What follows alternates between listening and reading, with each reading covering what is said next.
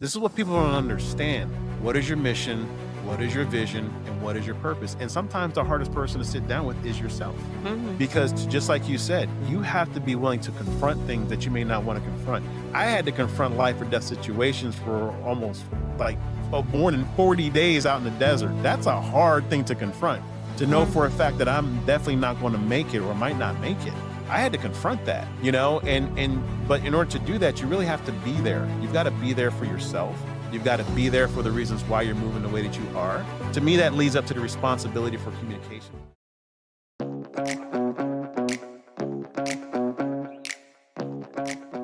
What does it take to earn a Meritorious Service Medal at a rank where it almost never happens? Not visibility, not influence, not seniority, responsibility. My guest today served as a Marine in combat and was awarded the Meritorious Service Medal at a pay grade where that recognition is highly unusual. And that means one thing: when the pressure was real, when the decisions mattered, when hesitation had consequences, people trusted him. And now he helps executives lead with clarity in environments that feel chaotic, noisy, and unpredictable. But here's the real question I want to explore today. What does combat teach you about clarity, leadership, and the psychology of responsibility? This is Fred Smith. Fred, welcome to What I Wish I Knew at 30. I don't even know how I could speak after that intro. Thank you so much, Fran. You're totally amazing. Yeah, you're so welcome. This conversation is so long overdue. I can't wait to speak to you today. But I want to start with something that immediately caught my attention, Fred. You received the Meritorious Service Medal, and you said that it's highly unusual for someone at your pay grade. So, my first question is not about business, it's about identity. Who did you have to become in that moment for people to trust you with that level of responsibility? Man, if you had any more greater questions than that, I don't even know what I would say. Like I said, I've known you for years and it has been a while since we had a chance to really unpack this, but it took a lot. I mean, the thing about it was I even spoke at the United Nations around this time last year, just talking about some of the stuff we're going to be talking about today. I was stuck out in the desert by myself on record for over 40 days, which is crazy. But it's one of those things where I had a lot of life and death experiences there as an operator. And the crazier thing about it is I'm still alive to talk about it. So then come to find out a few years later, I wasn't the only one, but my job was really multifaceted in the Marine Corps. I had to do a lot of stuff end to end because what I did in particular was called public affairs and media relations. So you can interpret what that now means now that people have a lot of propaganda out and a lot of hidden knowledge and a lot of other things that we're seeing. The war just started this weekend. So it's a lot of stuff that goes on, and I was boots on the ground there as well. So I completely understand. So some of these areas are very familiar to me. And just keeping my head about whenever everybody else was losing theirs, I think that's the best way to explain it because I knew that words can turn into war. So I had to be very careful and mindful with how I moved, whether it was online, because I was one of the first influencers online, as well as offline. So in the Marine Corps in particular, out of the 275,000 Marines at that point in time, still about 50 of us had that specific designation that I had. I really innovated a lot of things in the Marine Corps, and also I worked in a lot of joint services environments before they were now known as being joint services environments. So I was pretty much the pioneer. So as a result of that, I woke up last year and I'm looking through the National Archives, and the National Archives sent me a Meritorious Service Medal. I'm just like, okay, I know why, but I still can't talk about it, except that I'm just a great communicator. So that's about it. So that only came last year. Well, I've had it. I don't know, even when they literally gave it to me, I had to do a formal request to get my records updated because there's some stuff that I'm also doing with the VA right now. But like I open up the mail and I'm just looking, and my wife was there. She's like, "Why do you have this weird look on your face?" I was like, "I got a Meritorious Service Medal, like, and the box is checked, and what's happening?" Like, and they don't really like. It's my situation to explain it is very complicated in the Marine Corps. I also worked in some joint service environments that were highly experimental. One thing that you can check out, anybody can Google this or look up Millennial Challenge '02. It was when General Van Riper actually was like, there was this war game going on, And he said, "No, I'm not doing that." And he completely like quit the war game and it cost like $1 trillion. It was the craziest thing it was the craziest thing to actually be in that space at that time. But I've done some really high level, very forward thinking things in the Marine Corps. So that's probably why I got it. And I still have a lot of stuff on record. Like I overhauled the entire Navy's public affairs department as far as press releases go. And they had over 1.5 million like positive hometown releases about service members and sailors and Marines around the world. So it's a lot of innovative stuff that I did. I didn't think about twice, but when I started thinking through everything that I did that I can talk about, it's like, oh, okay, that makes sense. So that was pretty cool. And I got it as a sergeant. That's what makes it highly unusual versus usually a captain who's O5 and above gets that, or maybe like a first sergeant or sergeant major, which is like really high ranks in the Marine Corps. Well, congratulations, and, I'm glad you went through the archives, or you may never have known that you actually received it. Would have never known. No. So, Fred, when you're operating in combat environments, confusion is dangerous. When we bring that into the world of business, confusion is everywhere. Why do you think that is? Well, because confusion is a product. That's why. And just like any other product, people are going to make money off of it. So even in business, in combat, in civilian life, confusion's out there. And that's what I tell my clients is like everything is a product. Now, whether either you're going to consume it or be consumed is a different story. And that's what I really focus in on is really how to segment, differentiate, and delineate true communication from, facts from fiction. But the reality of it is we are a product and for some people we give a product. So it's a push pull and a give take. And that's just one thing that I've learned from being in these high level rooms since 1996. It's a long Yeah. time, you know? So would you say that, confusion is a strategy problem or a psychological problem? I think it's the third option. I think it's a know-how problem because typically, if you don't have the right information to begin with, it's hard to really understand what to compare it to. That's the first problem.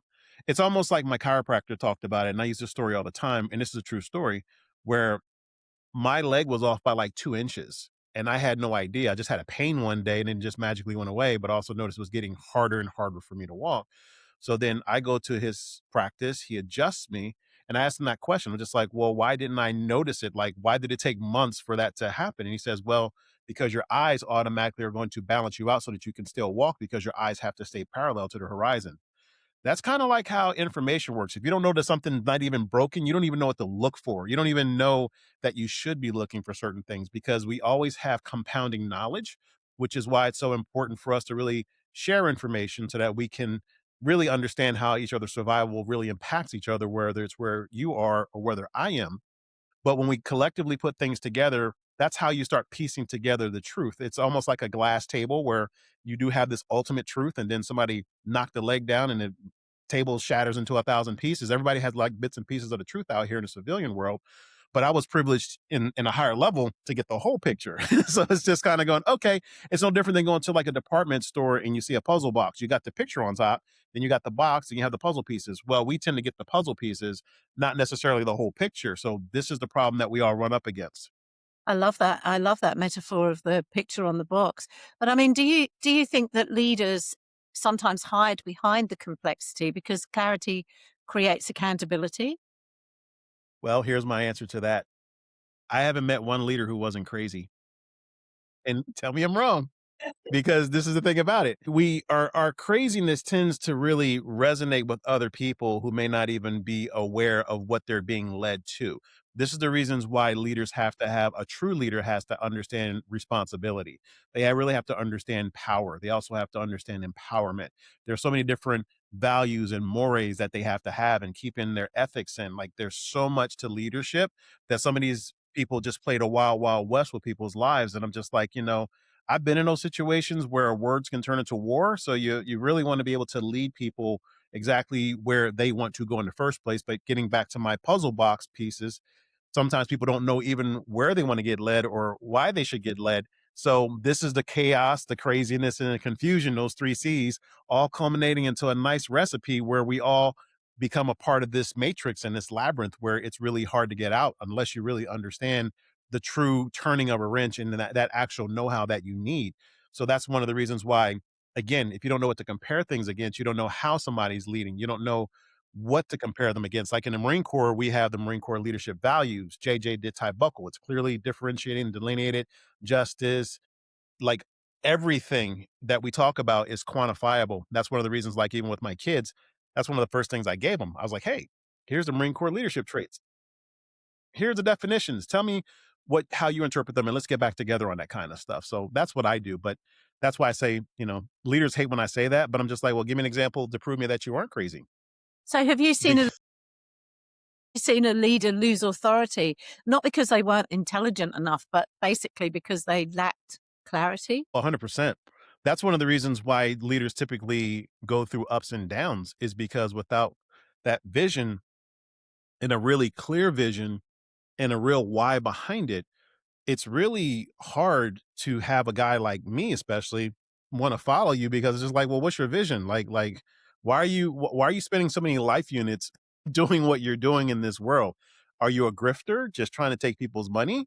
Or do you really care about a mission, a value, a purpose? Like, these are things that aren't words to me, because I do a lot of writing, so I understand the power of words really carrying weight. So we have to understand that no matter what medium it is, whether it's podcast or writing, a leader has to clearly articulate a vision that will resonate. Because if not, especially in today's technology, in today's world, and with Gen Z chomping at the bit, when you get found out, you get found out. And it blows up in a big way. So that's why we have to be responsible with everything that we're putting out there. I love that. And I mean, you earned recognition way beyond your rank. And, that means you were operating, I suppose, in some ways beyond your formal authority. In business, I mean, people often wait until they're given that title before they lead. But what did the Marines teach you about leading before you actually had that title? Good question. Well, one of the big things that we always were taught was to always live one step above your current rank. So if I was a private first class, I'd have to think like a lance corporal. If I was a lance corporal, I have to think like a corporal. Those are what we call billets. So even what I did in the Marine Corps, what I did was so rare that sometimes I would have to carry a captain's billet. Sometimes I would have to carry a lieutenant colonel's billet. It just depended on what I was doing at that time. But I always had that mindset of being able to really, well, what does that really look like? Now, the difference in the military versus the civilian world is that in most cases, it's already defined and quantifiable. We already have orders in the military. You already have, like, this is how you do it. Like, this is the standard operating procedure. It's very black and white, successful actions, do this, do that, and this should happen. And if not, here are the contingencies. Like, that's a holistic way of thinking that I just already had before I came into the Marine Corps. But the Marine Corps gave me that discipline and that structure so I can execute it on it daily without, I wouldn't say without having to think about it because things change, especially for what I do, but just enough so I can still make sure that that principle's there. Maybe the strategy that I did changes and that therefore changes the tactics. And that's what most of these gurus online get it backwards. They're very tactics driven, but it's really the strategies that drive the tactics. But without those core values and principles up front, everything has an expiration date longer than it should. So it becomes more of a flash in the pan. Yeah, yeah. We've seen a lot of that. So where does that true authority actually come from? And can you give me a specific question? Say it a different way. How do you, I guess, gain that confidence to be able to do that? Because a lot of people stay at their pay grade. Well, in that particular case in the military, I just already knew that there was a plan, and all I had to do is just walk the path. See, that's the thing in the military, regardless of where you're at in the world, you can't have an ego. And this is where most people get it wrong. They think a lot of military people may have a huge ego. It's completely opposite. Because when you're working in a joint service environment like I have, the Army does different things than the Marines, than the Air Force, than the Coast Guard, than civil service. Then it's just like so many different nuances that I just knew that I had to just keep my military bearing in. That's what we call it, keep our military bearing in, so that I'm able to really be able to understand how other people flow. Plus, my original supervisor, she told me, forget everything you know. And then she's like, this is how we do it. And this is what you definitely need to know. So I had to study all of the branches of service. Like as soon as I got to my first duty station, that's the first thing I had to do was study all the branches of service and really understand how they move. And then I went on a lot of different operations as a result of that to get real full conceptual understanding. And that's really how I was able to really perform at a very high level and understand what people were thinking in most cases before they even knew what they were thinking. So when you look at that, how would you explain the difference between responsibility which is obviously what's requested of you, but then that confidence. Yeah. Well, that just comes with nomenclature. That's all. In other words, if you're ever going into a new area, you still have to have the willingness to learn. You still have to be willing to observe. You have to be willing to study. You have to be willing to become literate, which means that have to understand nomenclature because there's a lot of nomenclature in the Marine Corps. There are different tactics and strategies and things of that nature that I have no idea sometimes what could happen, but because I've just been a good student, I'm able to study these things and move in a certain way where ultimately I get mastery, but you just can't expect mastery to happen overnight. That was one thing that was totally not in my reality. I already know the reasons why Captain is moving the way that he's moving is because he's been trained a certain way, but I did understand the value of training. So we would get just enough training to continue, but then we get mastery from the experts who are actually out in the field. At least that's how I was working in the Marine Corps. It wasn't even though my title was pretty much a desk jockey title, I was always out more than most infantrymen, and we always talked about it. They were like, "You're not a part of us." I'm like, "Dude, I probably have more." I've never worn a dress blues. Like that's how much out in the field I was as an operator. So, and then people tend to want to say other things, and it's just like, look, everybody has like a threshold of what they can have as far as education and literacy goes. What I wanted to be able to do was to just go as fast and hard as possible because I knew that I wasn't going to be in there as long as I was. So I was just, let me just help out, let me serve, let me just honorably say this is what I did, and I did it full bore, and that's what I did. So, So, I mean, you were covering a lot of different areas. As you said, you were working across different services. And I mean, in your experience, when the pressure increased, do people become clearer or more confused? well, I think it depends on what the current situation is at that point in time.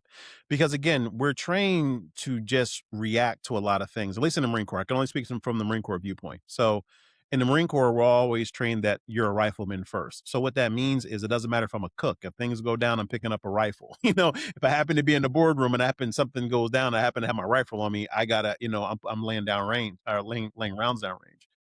So with that being said, contextually, it just depends on the particular circumstance. But I never for 1 second, because of the way that I am trained and the way that we are trained as Marines, for the first 90 days, we're trained on how to be a Marine, like period. For some of the branches of service, they go through boot camp and they also happen to go to their military occupancy school. But in the Marine Corps, for that first 12 weeks, you're learning how to be a Marine. And that was so critical to my development. Then from there, we learned a little bit more of the specialties. And then from there, I went to my school where I learned how to do what I do. But that's always embedded in every single Marine around the planet. Yeah, and it gives that cultural values, everything that comes into it. So when you had responsibility for outcomes, what happens to your overall tolerance for the noise? Well, what I typically do is pace myself because what I like to do in particular is engineer the noise out. That's one of the things that's my zone of genius. Like because in especially in the theater operations that I was in, you don't have time to think. You have time to only do one thing, which is to win. And this is what people don't understand. I'm not in my head. I'm in the game. Like when I'm boots on the ground, every single move that we're making, like we're seeing in real time, makes news. So I still think that way, even outside of a theater operation, because that is the way it still works. What people don't understand, even as a civilian, is that you're publishing whether you know it or not. And either you're going to publish things that are going to be meaningful to help other people, or it's going to be published work in other people's positions, like you're an employee, which is fine, or you're going to have unpublished works which are in your head that you never got out, like people making albums and never releasing them, or they're writing all of this stuff and they never release them. So you just have to understand, at least from what I tell my clients, is that you have to understand you're publishing whether you realize it or not. The question is, are you going to distribute and disseminate in a way to where people can really know who you are? And sometimes it's not what you know, it's who knows you, or not who you know, it's who knows you. So sometimes you do get those breaks. That's the difference between the civilian world versus the Marine Corps. Like every single medal that I got in the Marine Corps was earned. But when it comes to actual making snap decisions, snap judgments, snap leadership, the skills, all of that stuff was formally embedded in me in the Marine Corps. So you've experienced environments where the stakes are extremely real.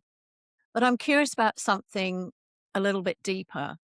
What's harder when it comes to you? Is it the external pressure or the internal pressure? Well, if you'd asked me about maybe about 10 years ago, I'd have a different answer. But now what I'm discovering out here is the fact that there really is a lot of unknowns in the civilian market, and that's what holds people back. So when you talk about pressure, to me, it just depends again on what the particular context, because sometimes you need pressure. You need pressure to break boards in karate. You need pressure to compress the ball when you're playing golf. So it depends on how you look at pressure and in what particular context, because sometimes pressure is good. Sometimes you need pressure. Sometimes you need to force things to happen. Sometimes you need to flow things to happen. I'm not one of those guys who's just going to sit here and just go, "Oh, well, pressure is bad." It's like, no, sometimes you have to pressure your fist into something to make it happen with force. And unfortunately, that's just the dynamics of the world. And I clearly accept and understand that. It's not necessarily sitting here saying that I want to live on one end of the spectrum or the other end of the spectrum. I'm more of a holistic thinker, which means that I like to measure twice and cut once. But I know sometimes when I don't have enough time, then I do have to make a really valid judgment based on my decision making skills. So when you look at that, what did you learn about yourself when the pressure was highest for you? I'm a diamond because we're not look, we're not trained to lose. Like I'm trying to get people to understand it about the Marines. We are not trained to lose. Understood. You're already seeing it in real time action. I don't know what to tell y'all. Like it's just like, look, I'm not trying to be a warmonger, but it's just like when that's why the Marines are called in is because we move completely differently. I had a chance to go into the Army, and my dad was in the Army. I had a chance to go into the Air Force. A whole bunch of people were in the Air Force. I passed the test with flying colors in the Air Force, and as I'm going to the Marine Corps, the guy's going, "Where are you going?" I'm like, I mean, look, if I'm going to join, I'm just going to join the best. And they all are the best, but in their particular context. But Marines are known for being pioneers, like, period. Like, that's what we do. Between us and Delta Force, we're the ones that people call. It's just the way it works. And when I got into the Marine Corps, I wasn't sitting here trying to say, oh, I'm a Marine, I'm banging my chest. I was just like, no, I mean, I just know I needed to serve my country. I think, that's what I did, regardless of any wherever you're at in the world, if you're a citizen of whatever you do, you tend to want to do that. That's just good stewardship of being a good citizen, right? So that's just what I did. I mean, I just was like, well, if I'm going to put in 4 years, I might as well see how hard or how much I can handle. So, because I didn't know much about the Marine Corps when I joined, I just kind of just joined. So what age were you when you went into the Marine Corps? Old. I was 22. That is so old in the Marine Corps. Like you're ancient because most of these guys are like 18 going on 19 or 17 with a waiver. Yeah, I got in. I was like one of the oldest people in the unit, and it was hard for me. Those extra 4 years because the Marine Corps will wear you out. Like, period. We do not play. There's a reasons why we move the way that we move, and that's what people don't understand. Like, you can't take mules to the Kentucky Derby. That's probably the easiest way to say it. You just can't. So going back to you had all that discipline, you had that training, you spent time in there where obviously you were seeing things that were pretty out there. You were given the responsibility of innovation in how you communicated and things that you were doing. But did you discover strengths you didn't know you had or fears you didn't expect? Yeah, Oh, yeah. because that's what happened. I mean, we're in a real see, back in the day, this is when we started coming up with the term conflict. It's still a war, okay? It was just a lot more easier to say conflict because it just hits the brain a little bit differently when you say conflict versus war. People still lost their lives, real combat situations still happen, but when I got the orders to actually get out in the field and do what I was doing, within 48 hours, they were no more good because it's what they call the fog of war, which means that I didn't know where the next unit was coming from. I didn't know where my next meal was coming from. I'm like eating 8,000 calories a day just trying to make sure that I'm still alive. And then I pull into a place where the unit's going to be, and they're just like, who is this guy? Like, how do you even know we were going to be here? I'm just like, I'm at that level playing the game where I'm literally, if I miss a movement, which I did twice, it really put a severe you talking about severe pressure. There's no atheist in combat zones. I can tell you that much, you know? So with me, my mom's in the church for 30 years. My dad was a factory worker. On my dog tags at the time, I had no preference on my dog tags because again, it wasn't like I wasn't like religious, but it was just like, oh, well, if something happens, it happens, right? But when I got left out there, I was just like, God, if I get out of this, I'll do whatever. And next thing you know, magically, it's a long story as to what happened next. But let's just say I was able to get out the desert, and I'm fortunate to really be here in front of you right now. It really is a big deal. So I'm super thankful about that. But that was the kind of pressure that I really literally had in my life. So it wasn't really easy to work through a lot of that stuff. So I still have had to work through a lot of it. It's tremendous amount of work just to make these kind of breakthroughs. And that's what people don't understand. Again, trauma is trauma.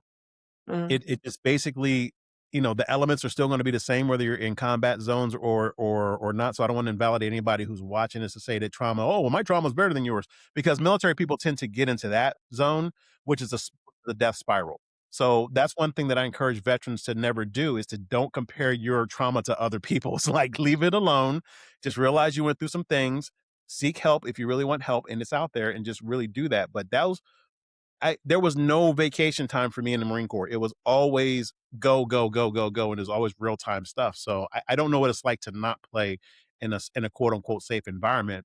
But what I had to do was actually create safe points in my areas during those times, and that's what I did.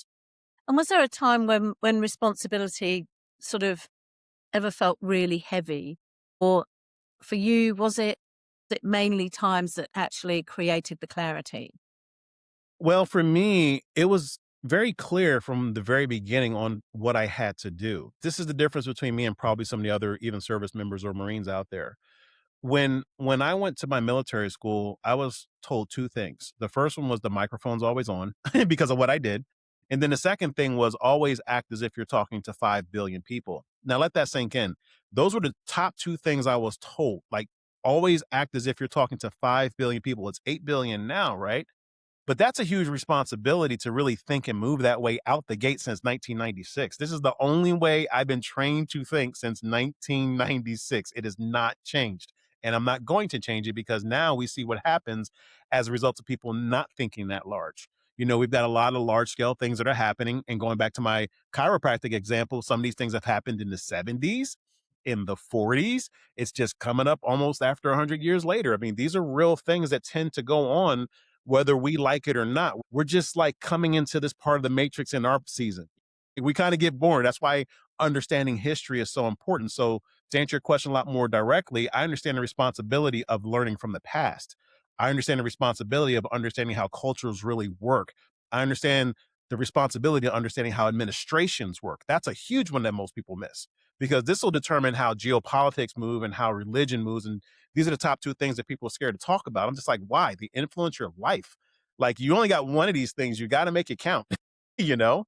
100%. I'm just going to pause here for a minute because I really want anyone who's listening to this conversation, and especially if you're responsible for outcomes, whether it's clients, teams, revenue, decisions, what Fred is describing right now is incredibly important because the real challenge of leadership isn't strategy, it's clarity under pressure.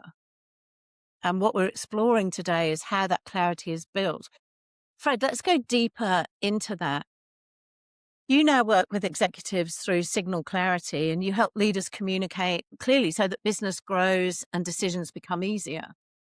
But clarity isn't just a communication skill, is it? It's a thinking skill. What do most executives misunderstand about communication? It's right here. I love Straight that. up. They're not. True.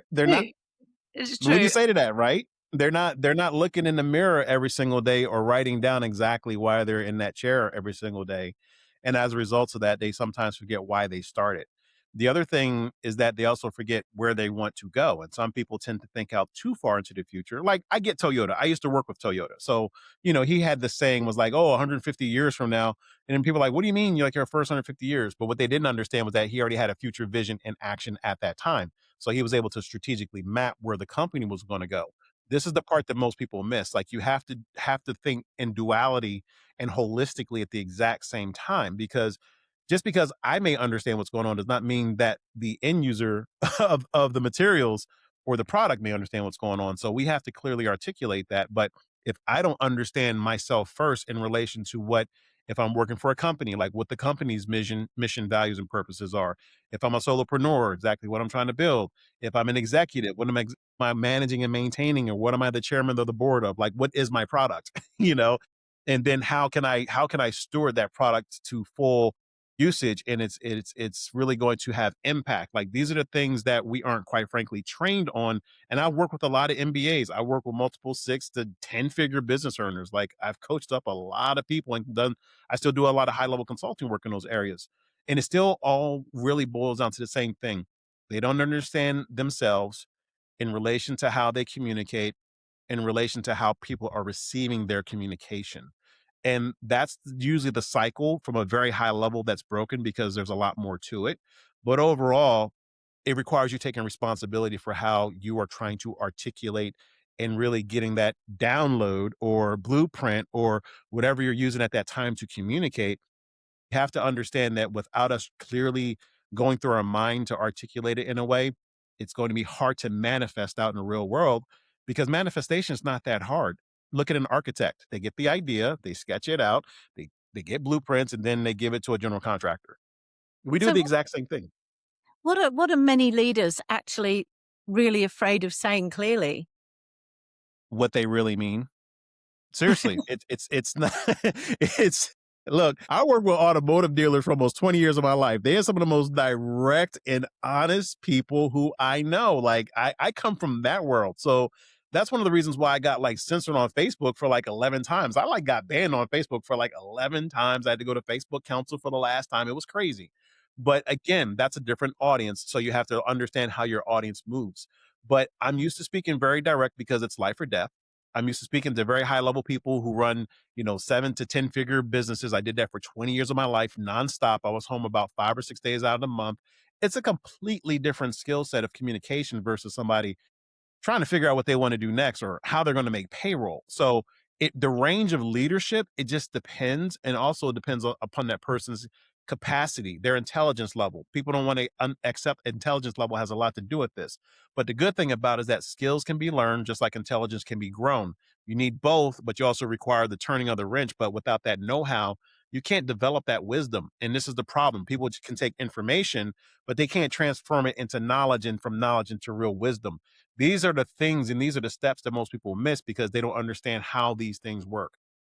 And I think that's gonna get worse with AI because there's so much information put back in. I mean, I love it, but, so much information, but if you don't know whether the information coming out, if you don't have that foundation, anyway, that's a whole other rabbit hole. We're not going down that one.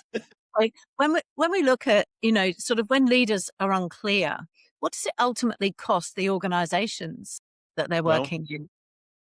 my one word has always been insurmountable. And here's why. You want to be able to put numbers behind what you're saying, but some leaders are scared to put numbers behind what they're saying because they don't have confidence that it's going to work. And that's the reasons why I say it's insurmountable, is because some of the people who I talk to, and I'm talking about people who actually are running legitimate multiple 6 figure per month MRR businesses, or they happen to make, maybe a few $100,000 over for the whole year. Most people are just super scared to put a number to anything. And it is that fear driven, like, mindset that just causes them to have lost opportunity costs, just because they'd rather just be like an ostrich. And again, I don't think it's intentional from talking to so many people. Let me be super clear about that. I don't think that's intentional. I just believe that they don't understand the power of words and the power of their leadership and their power of them really just giving people certainty is enough to make the needle move. So that's why I say it that way. Yeah. So, was there a moment when, like, your identity as a marine leader shaped the way you think about leadership in business? Oh, a million percent. Yeah, not even, not, yeah, because we're taught how to manage ourselves first. And I think that's the difference. I don't know how the rest of the world does their boot camps or whatever, but what I can tell you with mine, it was always a mental challenge for me.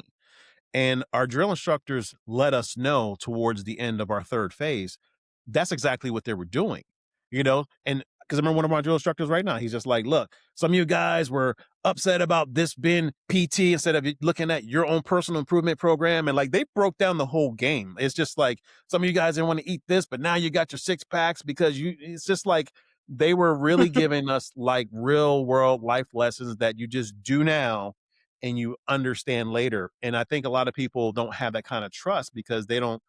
And again, it really does boil down to environment. So my overarching answer for anything that you hear in my life is environment. So either we structure it as leaders or we succumb to it as followers. But either way, we have to make a decision that is, if I'm going to be a leader, I'm going to set my environment up. But what we forget is that our environment starts within us. So we have to create that environment first. And if I obviously knew how to be a Marine, then I wouldn't have to go to Marine Corps boot camp. You know what I'm saying? It's just like that's why I said with who I'm working with in particular, that ego needs to go out the door because if you knew how to do it, then you'd already have Yeah. it. Now, and again, I want to be careful about saying that because there's a lot more elements to it, particularly like in the middle of this market where it's the mushroom theory, people keep you in the dark and they feed you crap and you got all these information marketers giving you false information and they're giving you outdated courses. Like I'm not talking about that stuff. I'm talking about in general just how you show up every single day and do you have the willingness to learn and really just go out there and turn a wrench. You don't have to turn it forever, but just to understand, are you getting the lesson? And if so, then it's time to move on to the next one. So what were the main habits that translated from, like, your military training into your leadership clarity? Just spell that out for our listeners. Number one thing was bearing because you're talking to other people. Like right now, I'm talking to you. We've talked a lot. Yeah, This is our we first, have. yeah, this is like one of our very first formal like conversations over the years that we've had. But understanding that not everybody's going to think like you, even if they're in the same room, even in the Marine Corps, there were people who weren't going to think like me. I have to understand that first because this is a game. Anytime people forget that life is a game is the minute that they start losing to it. And I know because I've been on the other side of that. I forgot that life was a game and I started getting my butt handed to me. I'm just like, wait, oh, go through that pivot moment in their life where they have to make a this starts out with bearing, being able to understand move, how they think, how they communicate, why they move the way that they move. It requires a lot of thought because thinking is hard.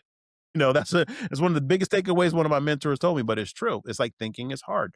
The reasons why is because I not only have to think about how I think, I have to think about how you think, and then I have to think about how the situation is going to respond. It's a lot of thought involved with this, and most people can't even figure out what they're gonna like have for lunch or what they're gonna wear tomorrow.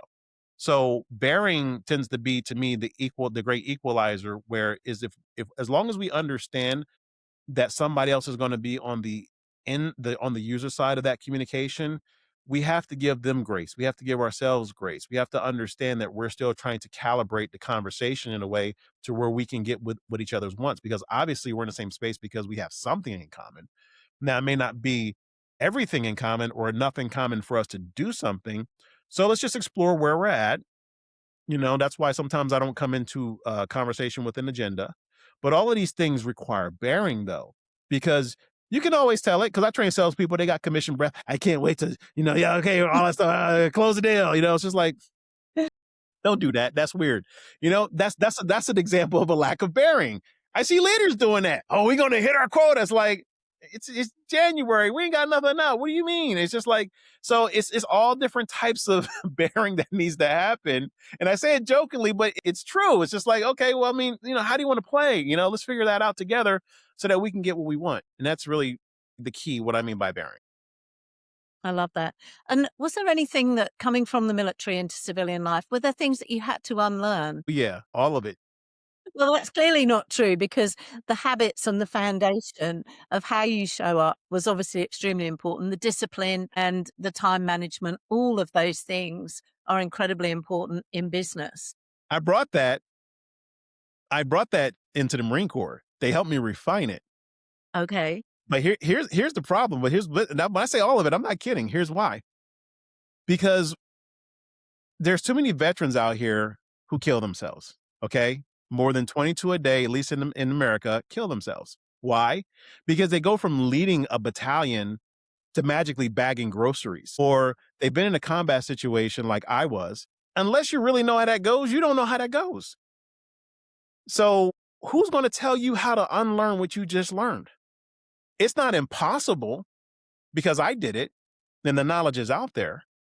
But you have to really do a brain dump in order to create space because it is a different skill set once you come back out here into the civilian world. When you left and you sign on a contract in exchange for losing your life, that's why they train you the way that they train you. But what happens is when you get out, and it's no fault. Look, here's my saying: everybody's guilty. No one's to really blame. We just have to call it out for what it is, so that we can start really handling. That's all I care about. But nobody told me when I got out, "Hey, guess what? You're turning into a pumpkin. You're no Yeah, longer Cinderella. Everything that you just learned, this is what you," and I live with that, Fran, up until November of 2020. So I'm not just saying this lightly. Look, I lived it. Imagine being highly capable, but feeling as though you're living in a coma because nobody really understands how you think.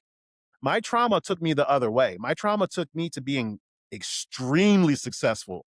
Like I scaled up several companies to multi-billion dollar companies, and they're still in existence to this day from scratch, like legit scratch. So I know what I'm talking about on this. And I never one point in time any of these guys ever said, "Hey Fred, are you okay? How are you doing?" Blah blah blah blah blah blah. So we already are going to bring a certain element of who we are into the military. The problem is, how do you calibrate that once you get out? Your mind is just like a computer. You're going to get all of this viral information, all of these orders that may or may not be good anymore, all of these practices and techniques that may or may not work anymore. Your mind tends to get locked up no matter who you are.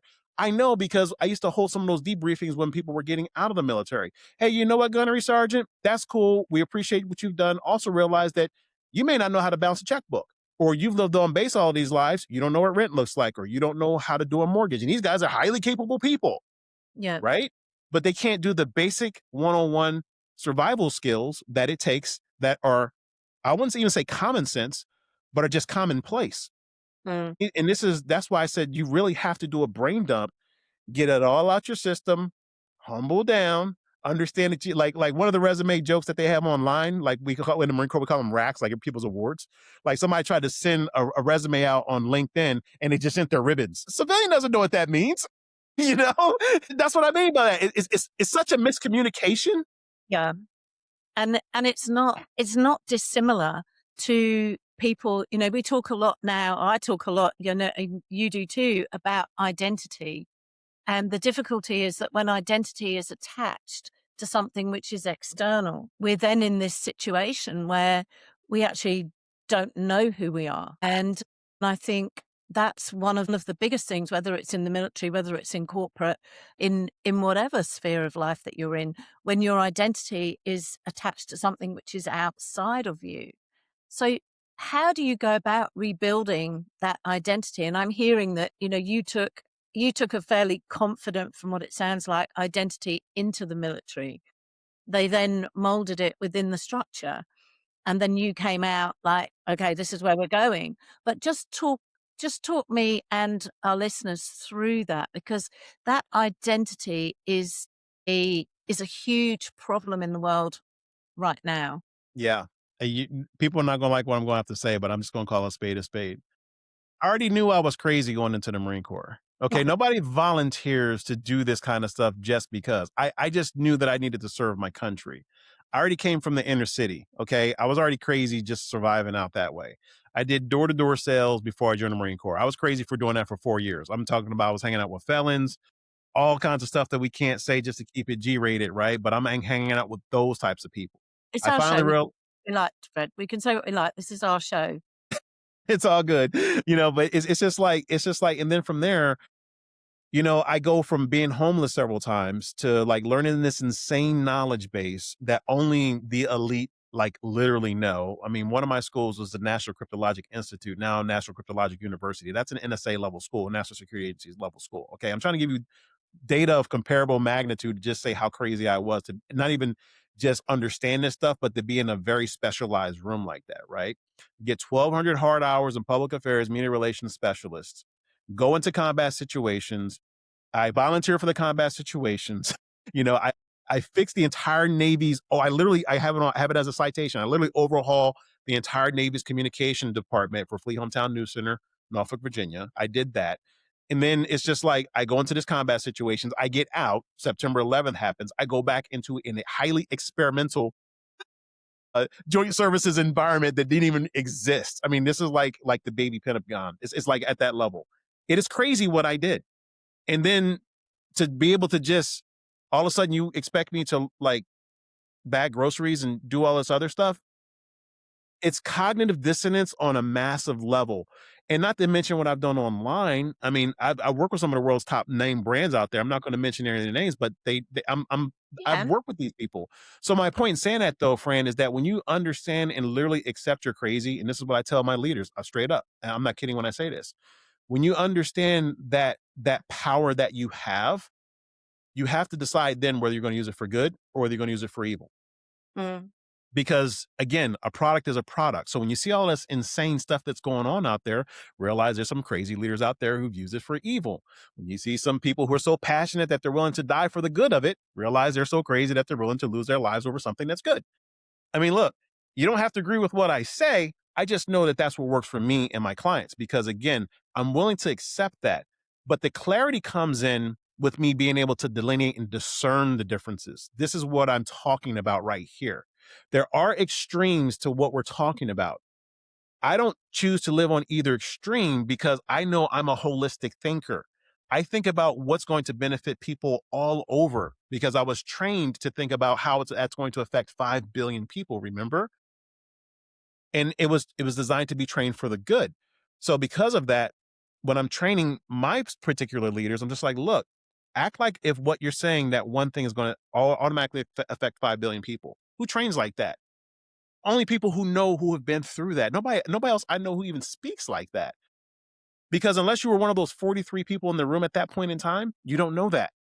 So I can't expect anybody else to know that. But when I understand and embrace really my craziness, that's where my genius comes in because I've had to be extremely innovative when people have said no. And in the Marine Corps, we overcome and adapt. We adapt and overcome. That's just the way we play. But I've also learned the mechanics behind what that really looks like too. So understand something. That craziness is what I've been able to harness into energy that worked for me and the people who I'm with, not the other way around where I'm destroying things. That's a big difference.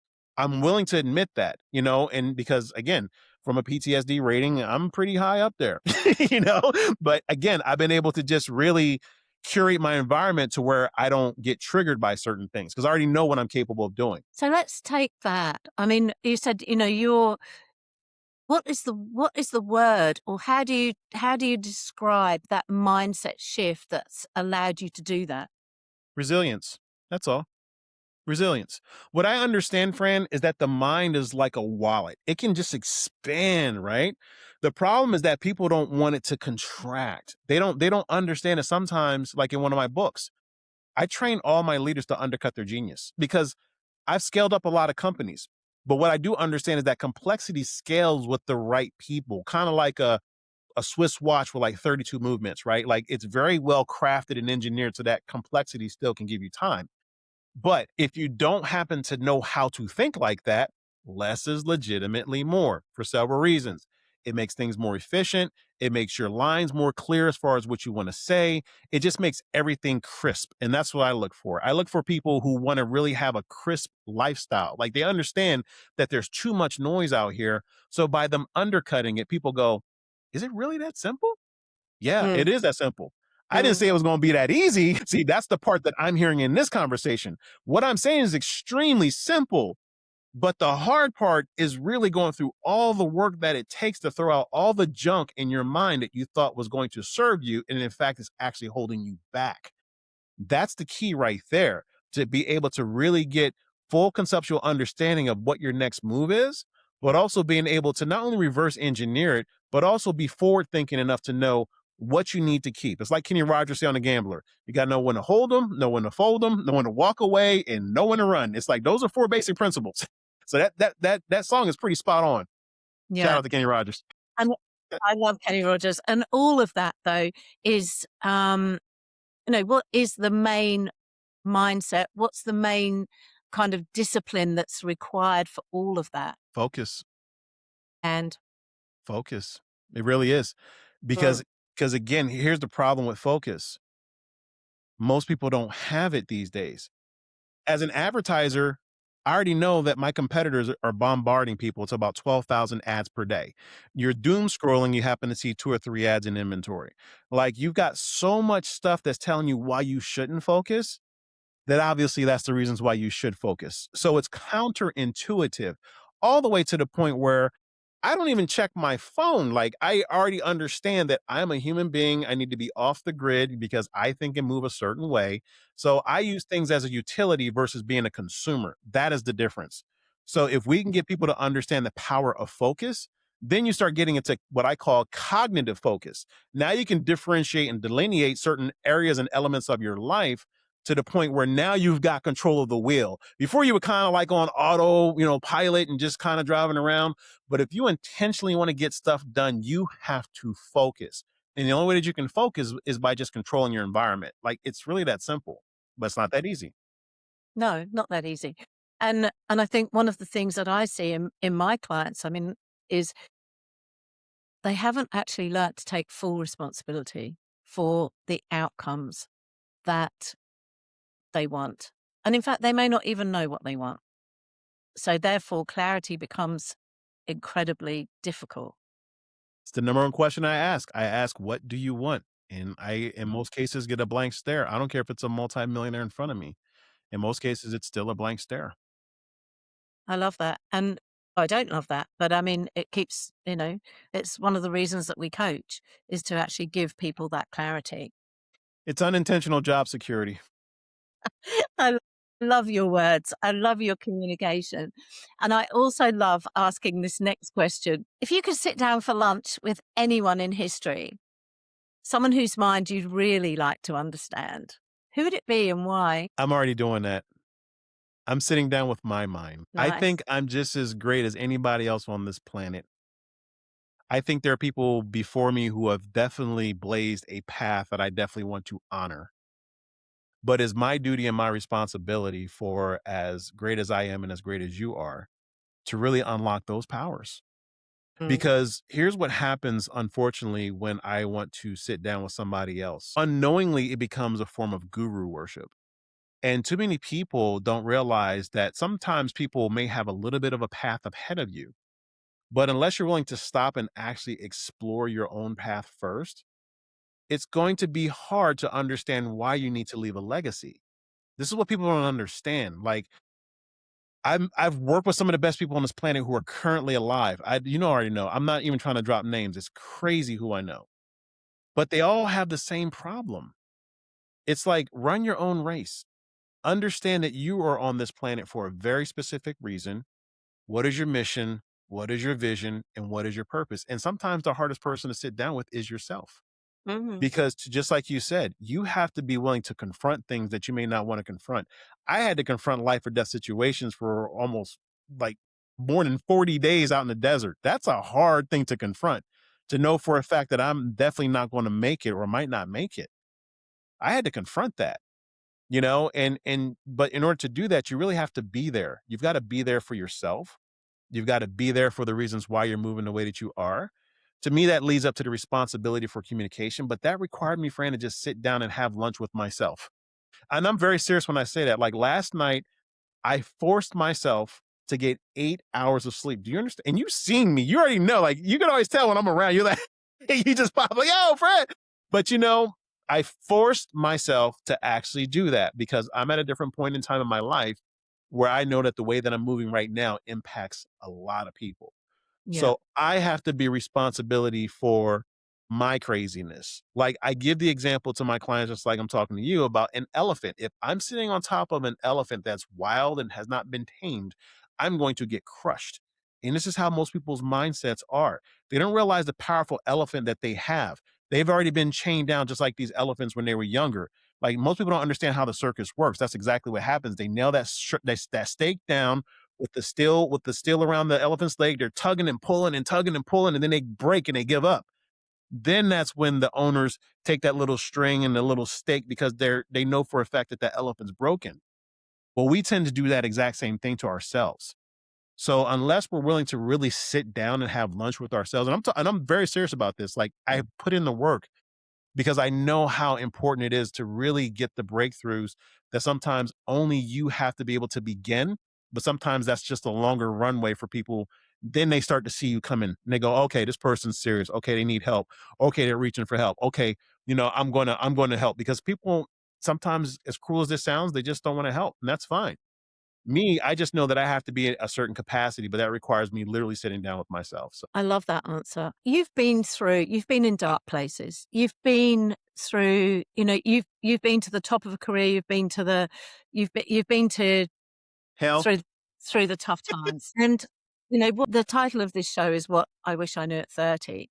And if you could go back now and sit across from your 30-year-old self, what are the things that you really want your 30-year-old self to hear? that's such a beautiful question because today's my daughter's birthday and she's nearly 30. So it's pretty cool. That's why I was like, okay, can we do this real quick? Because I didn't know what time it was going to be. But I'm looking at a form of myself at 30 right now. And I have several kids. So they range from 30, actually past 30, all the way down to like 21, 22. Okay. So I'm in that sweet spot. And one thing that I've always told my kids is that life is extremely short. Be very careful about who you hang out with because you're a rock star and other people want to suck the energy out of you. I don't like to give my kids fluff because that's not how this world works. It may look good, environments may look perfect, but ask yourself who is the architect of that perfect environment and why are they doing that in particular? So Because go back sometimes, to your 30-year-old self, because I know what you're doing and you know what you're doing and you're over here dissociating. So going back to your 30-year-old self in that time when things maybe weren't as certain or as confident as they are now, what are the things that you really would want your 30-year-old self to understand? yeah, I wanna be clear, I'm not disassociating, I'm just reintegrating. There's a big difference. Okay. I've Yeah. All right. never I've never disassociated from my entire life, even when it was painful. The reasons why is because I've always been able to experience anything, and that's just been my viewpoint. So, I'm looking at my 30-year-old self right now through my kids because they've had a chance to make their own decisions. So, one of the biggest things that I have done, and that's why I'm watching the harvest going on right now, is that simply setting a standard and understanding what that standard can do for a future self because they are my future. They are the future me. I am speaking to my younger self right now, like legitimately in real time. I tend to attract a lot of Gen Zs just for that reason because they look at me like, oh, you don't act. I know, like I'm trying to tell you, like I got six generations in the house. I speak six different languages. So me looking at my 30-year-old self right now, I'm looking at that through the eyes of my daughter. I'm just going to pin that right there because I know the question that you're asking me. Now, had I not had me as a 30-year-old, which I think is a lot more accurate as to what the question that you're asking, what I'm sitting here saying is that I wish I would have had a mentor who really knew what they were talking about, who could just give me the shortcut. There is a such thing as a shortcut. Now, there's a shortcut that's involved where you have to put in the work, but if you put in the work, then this will happen a lot faster. That's what I mean by a shortcut. I'm not Mm, sitting here saying that, hey, we're just going to do something, we're going to cut corners, and then it's going to fall no, apart later. no. So, what I'm looking for in particular is like really if that was me, like, at 30, that's what I was looking for, and because immediately that's what I was looking for when I was my 30-year-old self, so I had to just become that guy, because I invested a lot of money even at that point in time into self development stuff that didn't work. I invested in a lot into just personal professional programs that didn't work. Some of these guys are still unknown to these days, so I'm not gonna mention no names because 'cause I'm in the same circles, but the bottom line is understanding that that just keep moving forward no matter what. If you're gonna fail forward. And that's what I would say. But always look for that mentor who not only just talks it, but they can walk it. Like you can hear people's experience and just empirically know, and just from a spiritual self, like no, close your eyes. Just like, is this person like really the truth, or they just like spewing some stuff? Because that's what I would be looking for at this Yeah. 30. The online space is an interesting place, isn't it? Everyone can become an expert. I want to just go through some really quick answers. Don't think about this too much, but I just want I want your definition of like the following things. So if I said leadership is, You, clarity is, golden, the biggest mistake leaders make under pressure, lack of self confidence. and the hardest lesson you learn too late Just do it. because you do. And one sentence every leader should remember. JJ did tie buckle. It's the Marine Corps leadership traits. Go look them up. I will. You're going to have to say that so that it transcribes. So just say that again slowly. JJ did tie buckle. It's the Marine Perfect. Corps leadership traits. Fred, you've led in environments where hesitation has real consequences. You've been recognized for extraordinary service. And today you help leaders operate with clarity when business becomes noisy and complex. So I want to finish with one final question. If there's one truth every leader listening should remember the next time things start to feel overwhelmed, what is it? What are you projecting out into the world? What is your true intention? That's it. Because that forces you to take responsibility for what you intend on happening. I love that. And it's the main thing, isn't it? When you take responsibility, clarity follows. Yep. And clarity trumps persuasion. Clarity drives results. Exactly. I love that. I love that. If today's conversation made you think differently about leadership, responsibility, or clarity, make sure you subscribe to What I Wish I Knew at 30. And if you know someone who feels the weight of leadership, the decisions, the pressure, the expectations, and you want them to operate with greater clarity, you can connect with me, Fran Harper, and Fred Smith, because sometimes the next level of leadership doesn't require more effort. It just requires more clarity. Fred, thank you so much for joining me on What I Wish I Knew at 30. Is there anything else that you would like to say to our leaders before we close today? Just continue to move forward. And again, reach out for help. I know that's one of the hardest things you can do as a leader, but we all need help. Even mentors have mentors. Absolutely. And it's one of the most important things, isn't it? Make sure that you have a mentor who's walked the walk. Fred, thank you so much for joining me today. I've really thoroughly enjoyed it. And I look forward to speaking to you again on season 2. 100%. Thank you for having me, Fran. It's been great.